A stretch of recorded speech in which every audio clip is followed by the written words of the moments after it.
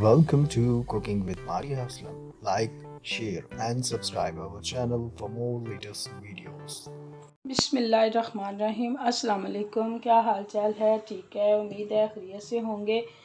आज हम बना रहे हैं मटन शाही कोरमा, जिसके लिए सबसे पहले ये 2 किलो मैंने गोश्त लिया है, मटन, और ये प्याज 3 से 4 दरमियाने प्याज थे जो मैंने बारीक बारीक काट लिए हैं, और ये 2 लहसुन की गुठी हैं जो मैंने छीन ली हैं, और ये 1 पाव टमाटर एक पेस्ट बना लिया है, ये बादाम 1 कटोरी, आधी कटोरी काजू, हल्दी, मिर्ची, धनिया, गरम मसाला, जायफल जलवतरी, कलवंजी, नमक, ये पिसा हुआ ज़ीरा, ये साबुत मसाला जिसमें मैंने छोटी इलायचियाँ ज़्यादा डाली हैं, 10 से 12 ये छोटी इलायची हैं, 1 बादशाह का फूल, 2 दालचीनी टुकड़े, और ये तेज़पत्ता, और ये अदरक पिसा हुआ।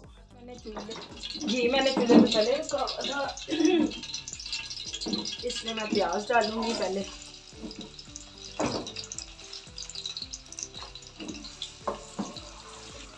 प्याज जब इस तरह का हो जाए, ज़्यादा ब्राउन नहीं करना, तो इसको निकाल लेना है। इसको निकाल के तो जग में डाल के इसको ग्राइंड कर देना है। ये देखिए प्याज मैंने निकाल लिया। अब इसमें मैं ये मसाला डालूंगी साबुत, जिसमें इलायचियाँ और ये बादशाह का फूल, दालचीनी, ये सारा, ये अच्छी तरह, ये वैसे ही गर्म है। अब मैं इसमें मटन डाल दूंगी।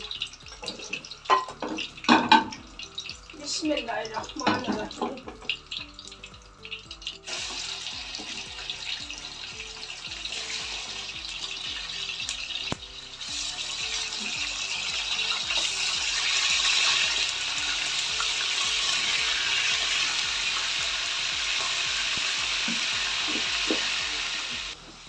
ये देखिए ये अच्छी तरह से पानी इसमें सूख गया है जो मटन का था।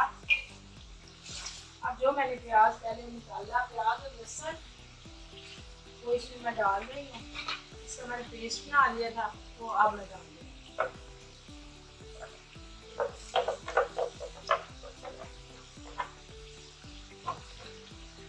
साथ ही इसमें मिर्ची 2 चम्मच, हल्दी 1.5 चम्मच, धनिया 2 चम्मच, पिसा हुआ ज़ीरा 2 चम्मच, ये कलवंजी आधी चम्मच, नमक 2 चम्मच। आप फिर इसको पकने के लिए हम छोड़ देंगे। अब ये अच्छी तरह पक जाए, इसका मसाला और खुशक हो जाए, फिर इसमें बकाया मसाले डालेंगे। ये देखिए हमारा मसाला अच्छे से तैयार हो गया मटन का। अब इसमें मैं अदरक भी डाल दूंगी, और ये आधा चम्मच जायफल जलवतरी वो भी डाल दी। ये गरम मसाला डाल दिया, 1 चम्मच गरम मसाला था। अब इसमें मैं टमाटर का पेस्ट डालूंगी।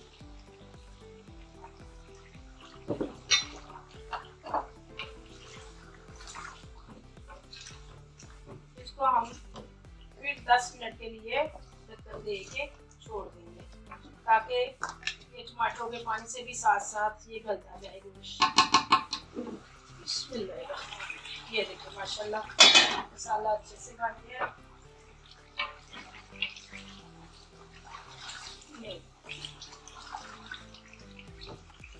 अब इसमें मैं दही डाल दूंगी, और साथ ही इसके ये मैंने पेस्ट बनाया था काजू और बादाम का, ये भी डाल देंगे। साबुत इसलिए नहीं डाले तो ज़ाया हो जाते हैं।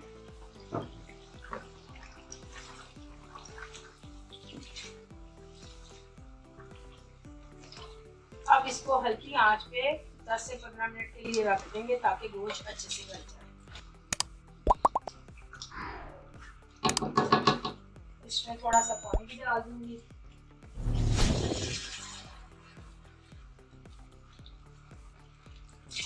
ये इसमें पानी हमने डाल दिया।